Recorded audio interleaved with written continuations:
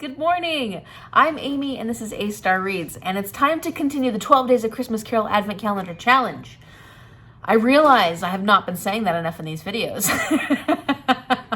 And I'm so good at saying it that I need to, carry on. So it is the 27th of December and we're just now starting day 9 of the Advent Challenge.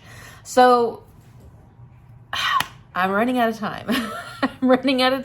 I'm ready for nurture shock. I started reading this book last night, and the first section is all about, not telling your children they're smart. Like the way you praise your children. Like, don't tell your children they're smart. Praise specific things or praise the effort, because then there's too much pressure put on them, yada, yada, yada. So this is all stuff that I've known before and I've learned, and I was thinking, is this an older book?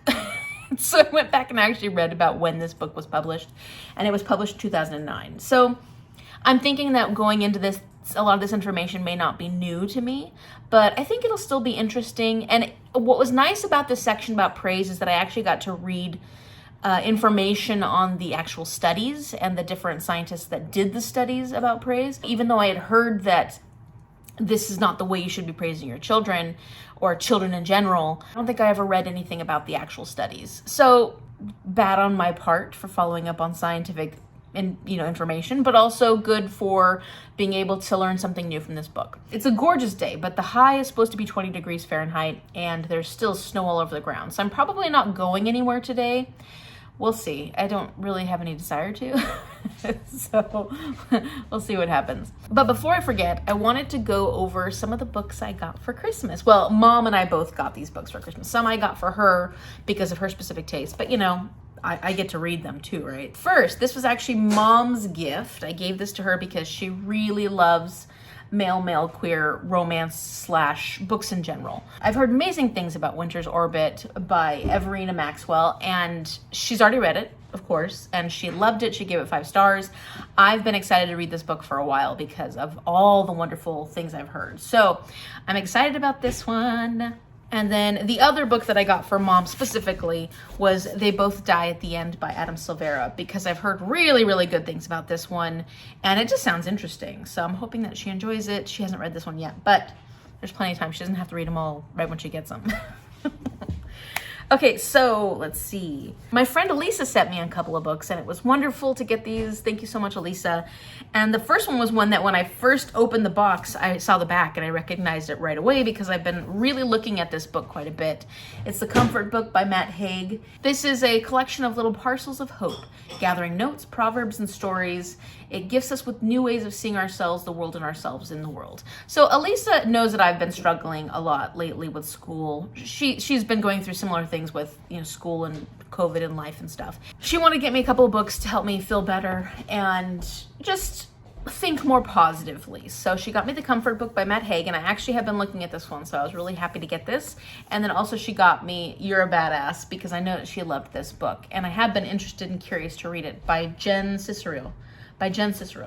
So thank you, Elisa. Thank you so much for spoiling me. She's definitely spoiling me.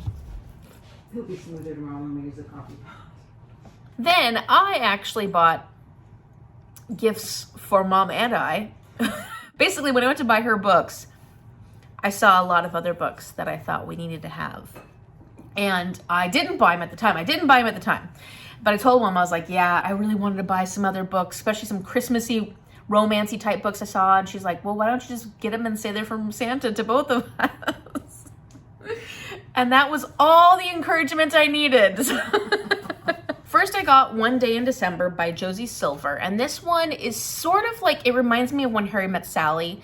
This woman is in a bus and she sees the man of her dreams on the street. And she's been searching for him. She's never seen him until her best friend introduces, or her best friend or her sister or someone she knows introduces her to her new boyfriend, which is this guy. So the vibes I'm getting from this book are very When Harry Met Sally. So I'm curious about that one. And then I had to buy this one because I've been dying to read it and everybody's reading it. I'm feeling very left out. That's Well Met by Jen DeLuca, because everybody loves this one. Everybody I've talked to at least really enjoys it. I'm definitely feeling FOMO. I need to read this. So I got it. and it's gonna happen. And then another one I've been hearing a lot about on, actually two that I've been hearing a lot about on different booktube channels are Window Shopping by Tessa Bailey. This one sounds like a cute, small, Christmassy romance, and it just sounds like a lot of fun. The other one, of course, is The Holiday Swap, which is like the In a Holidays book for 2021. You know, last year it was all, everybody was talking about In a Holidays, In a Holidays, In a Holidays. Now everybody's talking about The Holiday Swap. So I picked up The Holiday Swap by Maggie Knox, and I did hear one person say that there wasn't enough Christmassy vibes in this, but it sounds fun. It's a twin swap where the twins actually swap places because they're having issues in their own lives and they need a change. And then Santa picked me up a whole bunch of these little golden books, which I think these are so cute. And I remember reading these. One of them I opened, I was like, oh gosh, I even remember the pictures in this book. So got quite a few. And you know, these are for like my class, and they're all Disney, or at least most of them are Disney. So Mom picked up these, Santa picked up most of these for me. And got Beauty and the Beast, Aladdin, Alice in Wonderland, The Magic Carpet Ride, which is another Aladdin one, Cinderella, my favorite gal. I think I remember having this one as a kid. I'm pretty sure I had this one as a kid. Dumbo, Winnie the Pooh. This one's a pretty old one. The 60s, I think this one came from. This one's funny. Very Busy Barbie. I liked Barbies when I was a kid, actually. And this one and these two are the only non-Disney ones. So you got Very Busy Barbie and you've got Little Red Riding Hood. So I don't know, I think they're so cute and so much fun. And I'll probably have them in my class and read them to my kids occasionally, because what fun, you know? I just love them. And they got great pictures too. I don't know if you've ever seen the pictures on the inside of these, but they're really like vibrant and bright. They've got beautiful, vibrant, bright pictures. That's one thing I can say about these little golden books, is they're just pretty. They're really, really well done. Okay, and then so specifically from Mom to me for Christmas, if you've seen one of my other vlogs, you'll see that I was picking up this guy and looking at it quite a bit at Barnes & Noble's, because I have been dying to read this book. Several people I've seen on BookTube, I can't remember who, but several people have been picking this up. And for some reason, this one totally appeals to me. So there's this guy named Robin Blythe.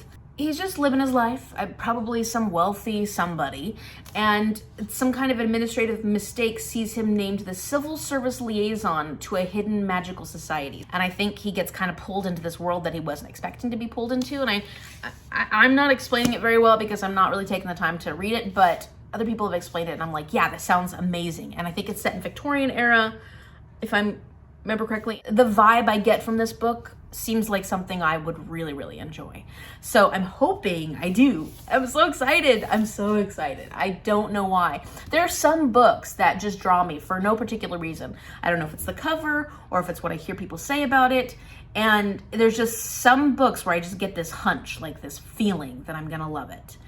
And finally, Mom got me this fun book called Weird Washington, because we live in Washington, the state, not DC. And I love to travel around. I love road trips. I love seeing new things. I'm from California originally, but one thing we used to do while we were there was we called it California tripping, because we would just drive around, even places we had been to before. We would just drive around and see all the things we hadn't seen. So if we went to a town that we'd already been to, we made sure to not eat at places we'd eaten at before there, not see things we'd already seen there before. We'd always have to do something new, you know, something in that little town that we'd never seen or done before. And you'd be surprised the kind of things you find just wandering around. And so we want to kind of do the same thing in Washington, because we live in Washington now and we want to be able to enjoy it. And I have not been traveling as much as, well, obviously nobody's been traveling as much as they like to. And this is a great way to kind of get my butt rolling, you know, get me back out wandering around a bit. Once things are safe and healthy and it's not too dangerous to get out there, because of what right now we're dealing with an upsurge of coronavirus. So I love this, and it's really cool because it's all the weird destinations. You know, it's got haunted places in here. It's got cool statues, places where there's exorcisms and stuff, local legends. I really think it's going to be fun just kind of exploring with this and bringing back some of my wandering. You know, I love to wander and I like to see new places and I like to find weird random things. And I think people don't realize how many weird random things are just like in your own backyard, you know, not literally, but I mean like within your local area. So thank you so much, Mom. And I really can't wait to explore Washington. It's a beautiful state and I can't wait to see all the weird things in it. And then finally, to update you on my 12 tropes of Christmas, I have decided to get creative, which I said I was gonna do, because I have to. I'm gonna use my current book, Nurture Shock, for fake dating, because I'm not a parent. I'm not a parent myself. I'm gonna become a teacher, but I'm not a parent, and I'm reading a book about parenting. I kind of consider that fake dating. It works for me. And so I'm making it work. And that's that. So now I only have 3 left. Friends or enemies to lovers, games and competitions and retellings. I'm getting there. Oh my gosh. I may make this work. This may work.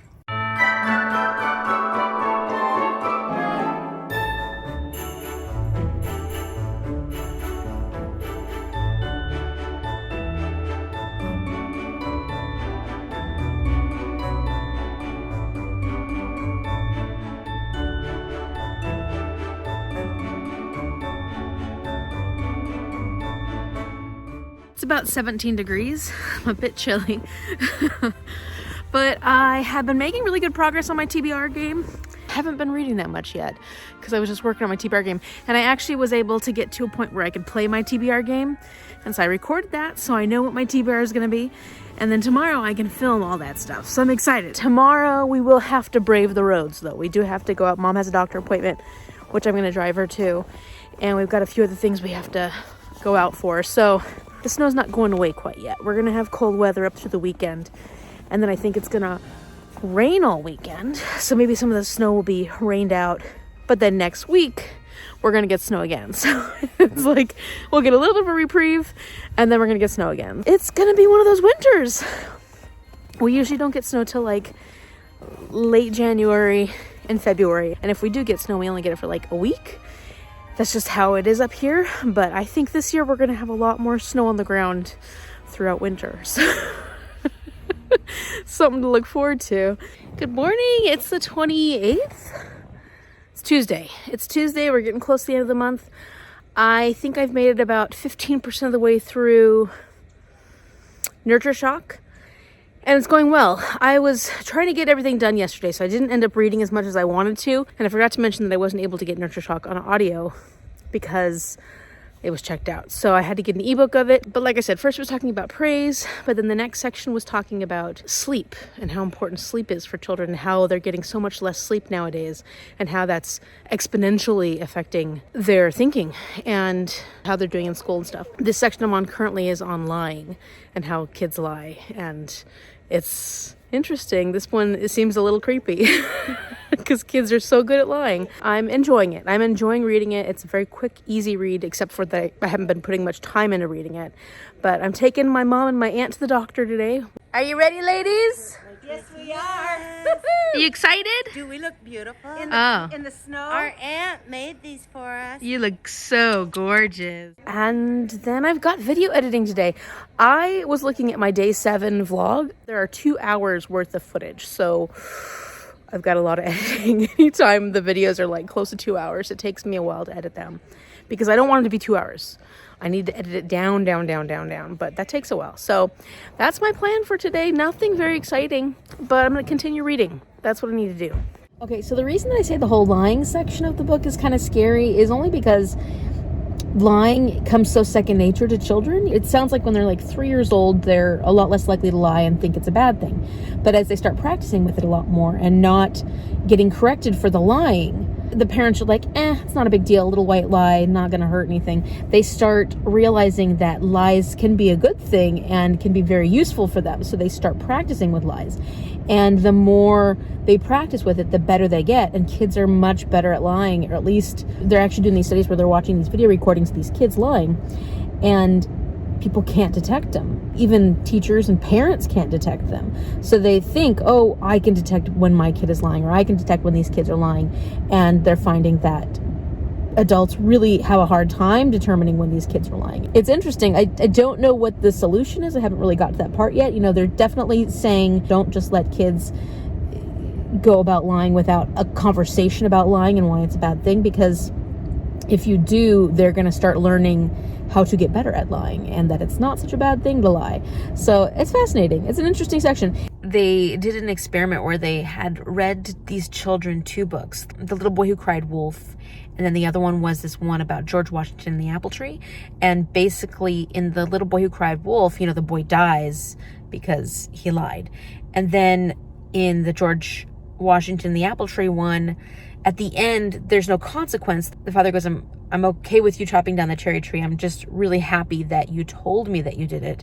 I would be okay with you chopping down 20 million cherry trees as long as you told me that you did it. I'm much more happy knowing that you told me the truth. And they found that was a lot more successful with children. And it wasn't the threat of punishment that would keep them from lying. In fact, a lot of children would lie even more when there was a higher risk of punishment because, they're basically knowing that they're going to get punished no matter what. So they would rather try and get out of it as opposed to just tell the truth because they know they're going to get punished either way. When there was that conversation of how can I as a kid make you happy knowing I've lied to you or knowing that telling the truth will make you happy, then they're more likely to do it because they want to make their parents happy. So if the parent goes, I know you lied, it's not okay to lie, but I'm really happy that you told me the truth and I would much rather you tell me the truth. It makes me feel good that when you tell me the truth, then the kid actually feels like they're making their parent happy.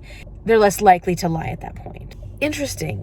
Kids' brains are fascinating and I'm really enjoying learning these things. And a lot of this stuff is not really brand new to me, but it's fun to read. This is a fun to read book. I don't know if the writing is the best writing, but I'm just enjoying the process of reading this. And it's actually going pretty quickly, I think. And what I find even more fascinating is the section where we're talking about how much kids see us lying as adults. Because, even if you think about when you get a gift that you don't necessarily like, kids are still expected to act politely and lie about whether or not they like that gift. It's a white lie, but it's still a lie. And in kids' eyes, lies are much more cut and dry than in adults' eyes. We think of it as being polite and kind by not being rude about a gift that we got that we don't necessarily like. But in kids, they just see it as being a lie. So if you question them even further, for example, in this book it talks about giving them a bar of soap and the kid doesn't like the bar of soap, but they'll say, thank you for the bar of soap. And when the researchers will ask them even further, well, what do you like about the bar of soap? The kids can't keep eye contact with the researchers. They look down at their feet. They kind of mumble stuff because they know they're lying. They don't actually like that bar of soap. And to them, it's still a lie. It's still not a positive thing, but they have to lie to keep, their parents happy because it's rude to say you don't like that bar of soap that you got as a gift. And so it's fascinating to think about all these different elements of lying. And I guess this section is most interesting to me at this point because I keep updating you, and while I'm waiting for my family, I'm reading and thinking about all this stuff. But the whole concept of lying and how many white lies we do in a day and how kids are learning that from us daily is fascinating. And then the relationship children have with lying. Lying is actually a higher level of thinking. That was one of the parts that I read and I was like, oh, that's fascinating. It's actually equated with intelligence more because there's a higher level of thinking required for lying versus being honest. And so that's also part of development. I have always been a little brutally honest. Although I can be very diplomatic, I just usually tend to find ways to word things in ways that makes it so I'm not lying, but also I am being polite. And I think I did that a lot as a child as well. I was always very conscious of the way I said things and trying not to lie, but then also trying to get my point across in ways that wouldn't hurt people's feelings. And I know that I can't obviously say I remember when I was 3, 4, 5 years old when you're first going through this phase of lying, but I can remember that for most of my younger years, I tried really hard not to lie. I just felt like it was a really bad thing. And so I have found myself, definitely found myself in white lies and things like that. But I've always tried really hard not to, and to find ways around those lies.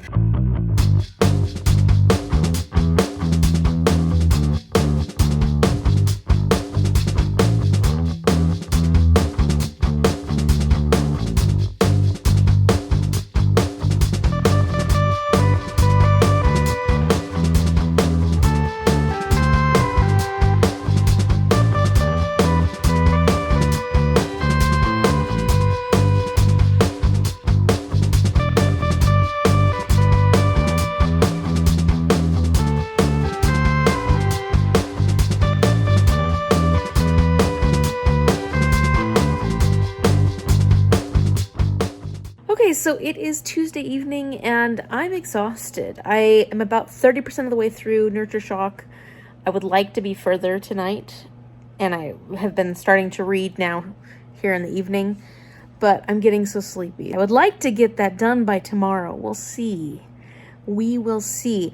The current section I'm reading is about using intelligence testing to determine giftedness in children and how that's being done too young, because they typically do that for kids who are pre-kindergarten, and there's a lot of development that happens from kindergarten to third grade that can really alter the results of IQ tests. At least that's what I'm reading about right now.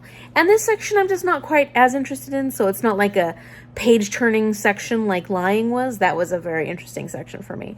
And I've just been busy all afternoon. I've been working on my Game of Bookish Life update video, and then I also filmed my TBR video, and I edited one video. So that's going to go up tomorrow morning.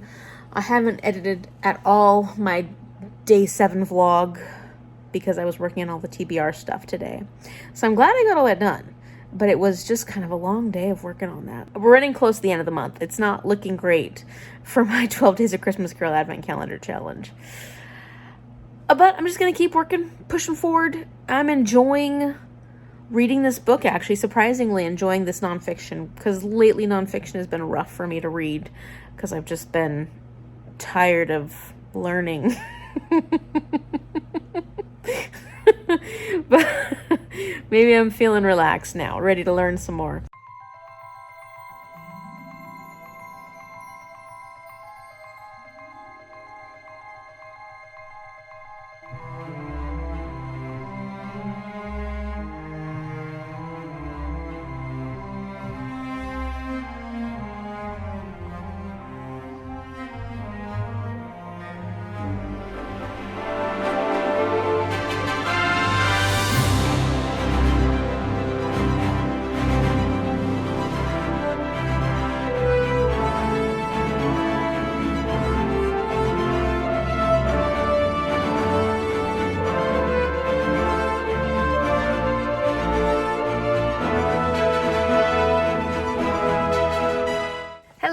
Another day, another parking lot.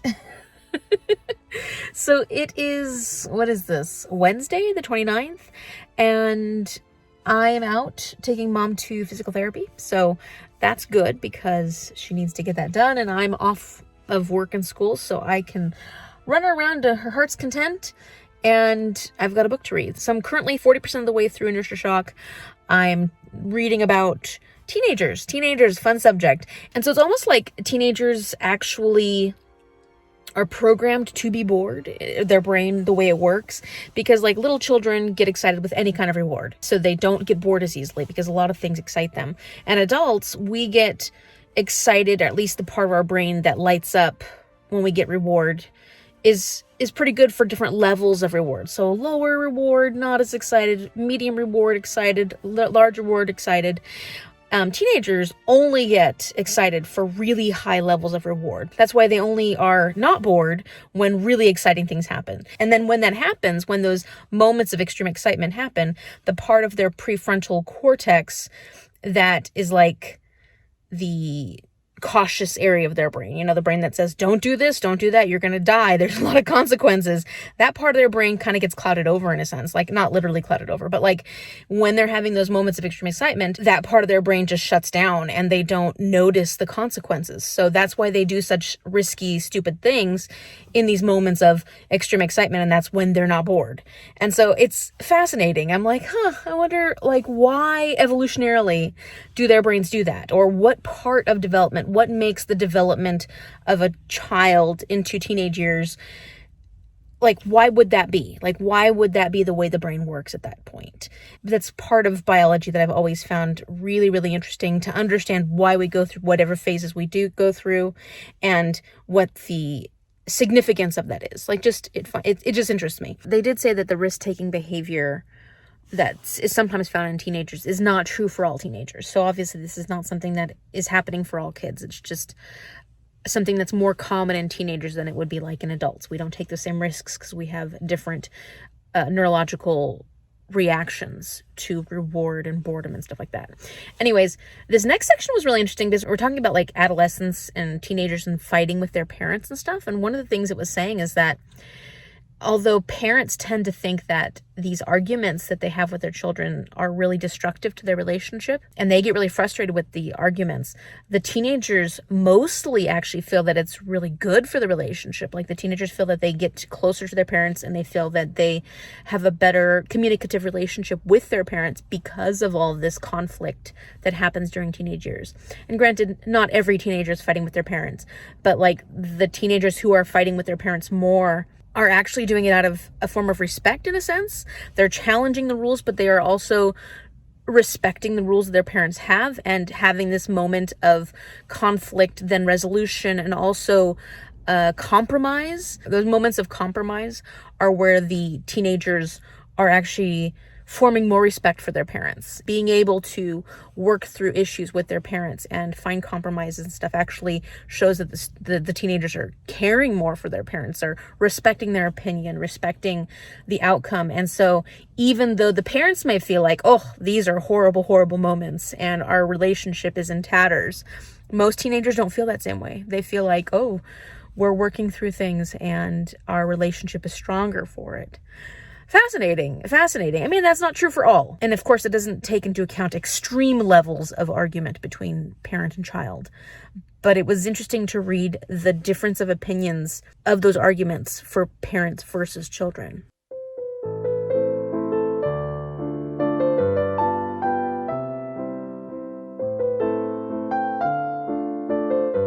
Good morning. Looks like we got some fresh snow.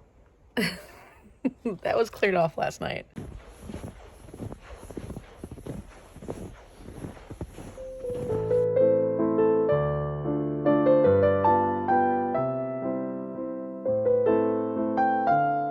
Look at that creeper. What you looking at, mister?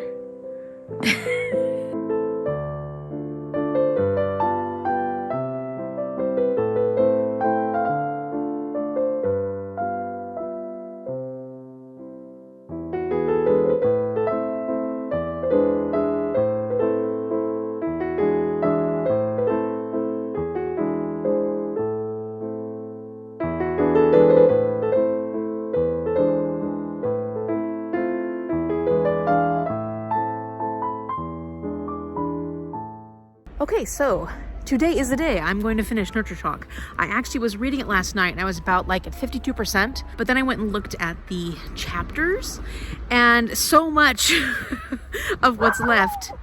Oh, there goes Cece going crazy.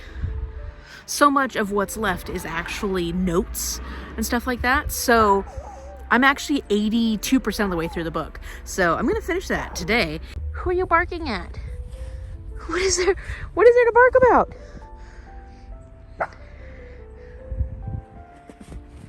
Cece.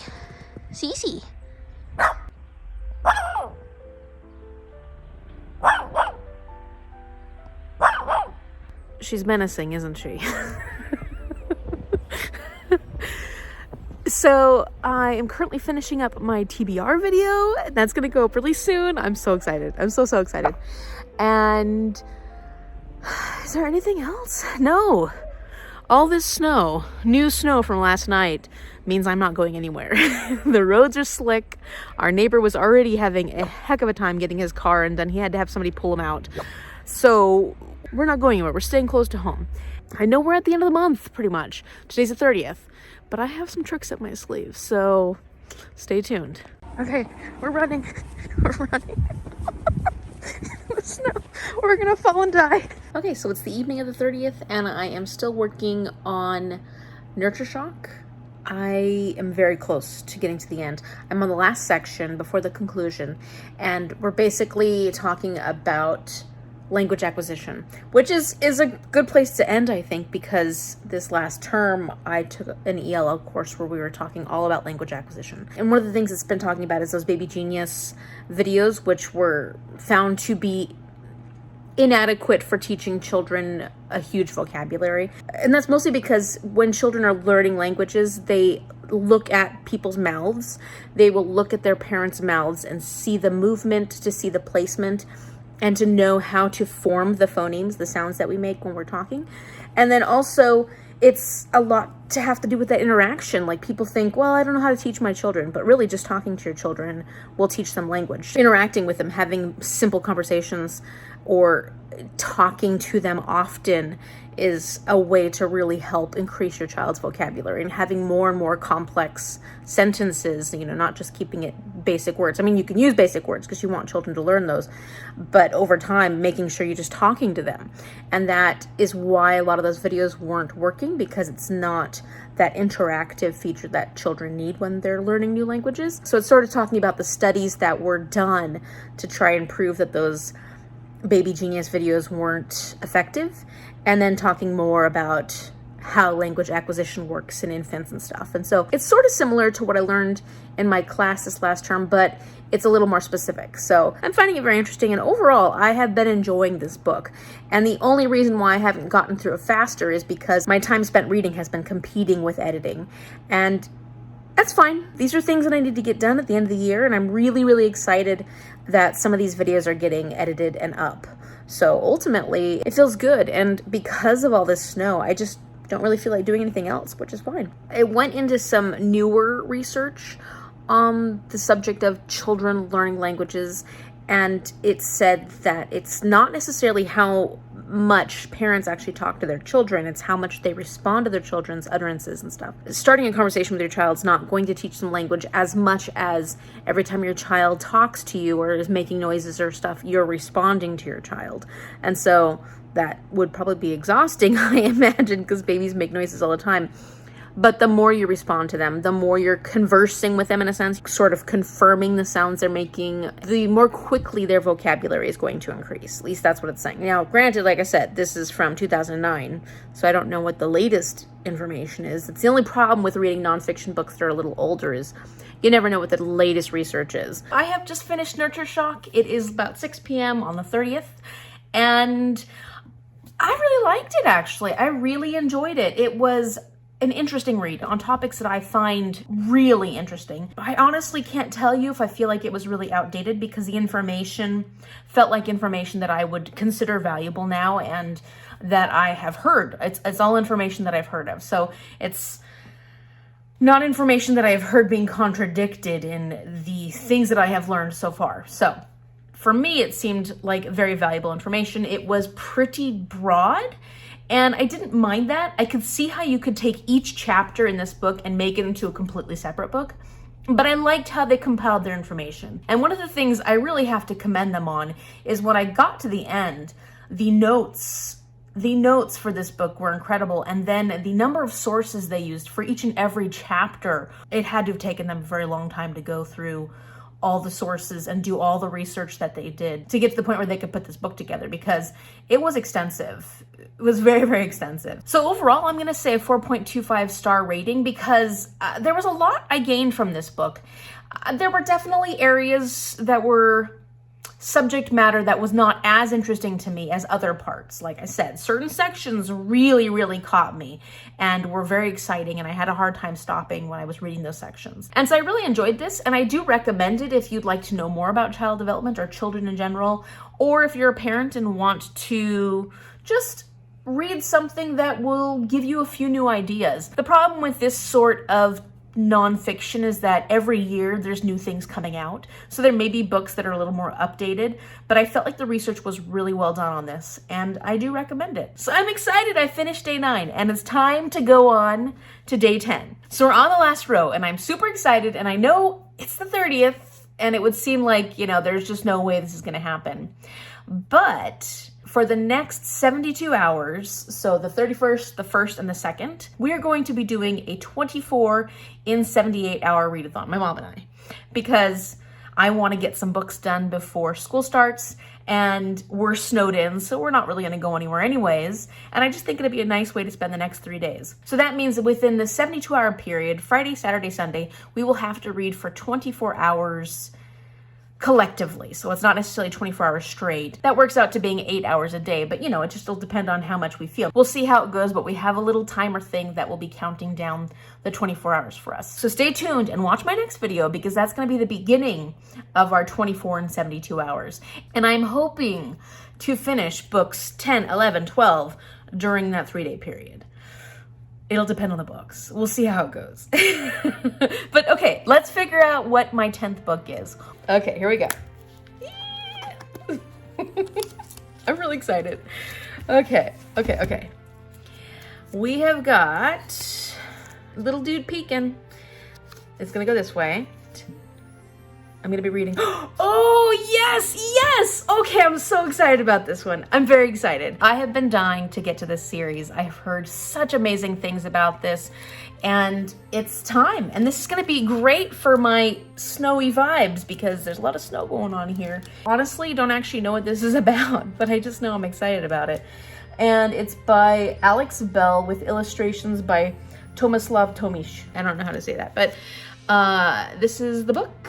So it sounds like this is a book about Stella Starflake Pearl, and she wants to be an explorer, but typically females are not allowed to be explorers. But of course her dad says, we don't care about that. You're gonna become an explorer. So she leaves behind her pet polar bear, her beloved unicorn, and she goes on an exploration with her father, Felix. And if she can prove herself as a junior explorer, she can become part of the Polar Bear Explorers Club. But apparently on this expedition, her and 3 other junior explorers get separated from the group.